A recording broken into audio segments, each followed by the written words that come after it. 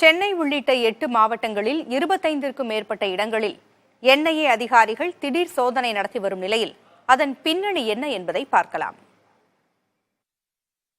தமிழகத்தில் சென்னை, கோவை, மதுரை, நெல்லை, கடலூர் உள்ளிட்ட 8 மாவட்டங்களில் 25க்கும் மேற்பட்ட இடங்களில் என்ஐஏ அதிகாரிகள் திடீர் சோதனையில் ஈடுபட்டனர். கோவையில் 12 இடங்கள், சென்னையில் 5 இடங்கள் உள்ளிட்ட 8 மாவட்டங்களில் சோதனை நடைபெற்று வருகிறது.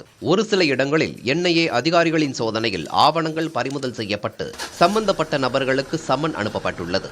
கடந்த 2022ஆம் ஆண்டு அக்டோபர் மாதம் கோவையில் கோட்டை ஈஸ்வரன் கோயில் முன்பு நடந்த கார் குண்டுவெடிப்பில் ஐஎஸ் இயக்கத்தைச் சேர்ந்த ஜமேஷா முபின் என்பவர் தற்கொலை படையாக செயல்பட்டதாகவும் ஐஎஸ் இயக்கத்திற்கு மீண்டும் ஆள் சேர்ப்பு பணியில் ஈடுபட்டதாகவும் தகவல் வெளியானது.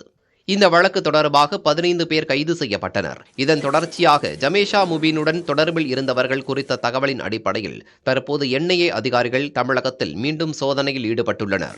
ஆயுத உதவி, நிதி உதவி, நிதி வசூல் மற்றும் மூளைச்சலவை செய்தல் தொடர்பாக தகவல் கிடைக்க பெற்றதின் அடிப்படையில் சோதனை நடத்தப்பட்டு வருவதாகவும் முழுமையான சோதனைக்கு பிறகே யார் யார் இந்த சம்பவங்களில் ஈடுபட்டுள்ளனர் என்பது குறித்த தகவல்கள் வெளிவரும் எனவும் என்ஐஏ அதிகாரிகள் தெரிவித்துள்ளனர். புதிய தலைமுறைக்காக செய்தியாளர் அன்பரசன்.